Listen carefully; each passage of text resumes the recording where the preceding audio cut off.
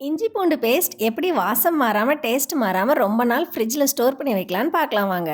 ஒவ்வொருத்தங்க வேற வேற ரேஷியோல இத ஃபாலோ பண்றாங்க. நான் யூஸ் பண்ற ரேஷியோ பார்த்தீங்கன்னா 70:30 இல்லன்னா 65:35. அதாவது 65% பூண்டு எடுத்துக்குவேன் இந்த மாதிரி. இது கூட அளவா 35% இல்லன்னா 40% இஞ்சி எடுத்துக்கோங்க.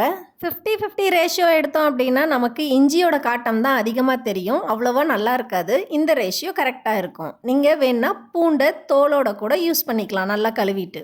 இஞ்சி சரியா அரைப்படாதுன்னு சின்ன சின்னதா நறுக்கிக்கோங்க. அவ்வளோதான். இத நம்ம மிக்ஸி ஜார்ல மாத்தி அரைச்சிட வேண்டியதுதான். ரொம்ப நாள் இருக்கிறதுக்காக நம்ம என்ன பண்ண போறோம்னா, கொஞ்சமா மஞ்சத்தூள், கொஞ்சமா உப்பு ஆட் பண்ணி அரைக்க போறோம். நம்ம கடைகள்ல வாங்குறது கொஞ்சம் ஈஸியான வேலை தான். ஆனா, அதுல நெறைய ப்ரிசர்வேட்டிவ்ஸ், கொஞ்சம் ஆர்ட்டிஃபிஷியல் ஃப்ளேவர்ஸ் தான் ஆட் பண்றாங்க. இந்த மாரி நம்ம ஃப்ரீயா இருக்கிறப்ப வீட்லயே ரெடி பண்ணி கொஞ்ச நாளைக்கு ஸ்டோர் பண்ணி வச்சுக்கலாம். இஞ்சியோட தோல்கள்ல கூட நெறைய சத்து இருக்குன்னு ரீசென்ட்டா நான் ஒரு இதுல படிச்சேன். அதனால நீங்க வேணும்னா நல்லா இஞ்சிய கழுவிட்டு கூட இது அரைக்கிறதுக்கு யூஸ் பண்ணிக்கலாம். உங்களுக்கு அந்த டேஸ்ட் பிடிச்சிருந்தா.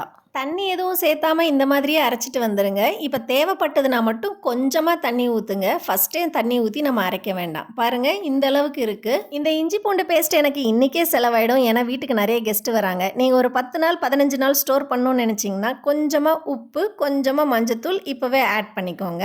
இதுக்கு தேவையான தண்ணி நெறைய ஊத்த வேண்டாம். ரொம்ப கம்மியா இங்க பாருங்க நான் எவ்வளோ ஊத்துறேன்னு. இந்த அளவுக்கு ஊத்துனீங்கன்னா போதும். தண்ணி கொஞ்சம் ஜாஸ்தியாச்சுன்னா தண்ணி தான் மேலே நிற்கும் நம்ம ஸ்டோர் பண்ணி வைக்கும்போது. டேஸ்ட்டும் அவ்வளவா நல்லா இருக்காது. அதனால் ரொம்ப கம்மியாக ஊற்றிக்கோங்க. நல்லா அரைச்சிட்டு வாங்க. அப்போ தான் அந்த கன்சிஸ்டன்சியும் நல்லாயிருக்கும், டேஸ்ட்டும் நல்லாயிருக்கும். இஞ்சி பூண்டு பேஸ்ட்டு ஸ்டோர் பண்ணுறதுக்கு நீங்கள் கண்ணாடி பாட்டில் மாதிரி ஏதாவது இருந்ததுன்னா அதில் போட்டு ஸ்டோர் பண்ணிக்கோங்க. ஒருவேளை நீங்கள் பிளாஸ்டிக் யூஸ் பண்ணுறீங்க அப்படின்னா ஒரே பிளாஸ்டிக் கண்டெய்னர் யூஸ் பண்ணுங்கள். ஸ்மெல்லு அதுக்கப்புறம் அந்த பாக்ஸை நீங்கள் வேறு எதுக்கும் யூஸ் பண்ண முடியாது. நம்ம உடம்புல உள்ள நச்சுத்தன்மையை போக்கிட்டு ஸ்டமக் பிளாட்டிங், அதே சமயத்தில் கான்ஸ்டிபேஷனையும் இது ரிலீவ் பண்ணுது. அதனால் முடிஞ்ச வரைக்கும் நம்ம உணவு முறைகளில் இஞ்சி பூண்டு அதிகமாக சேர்த்திக்குவோம்.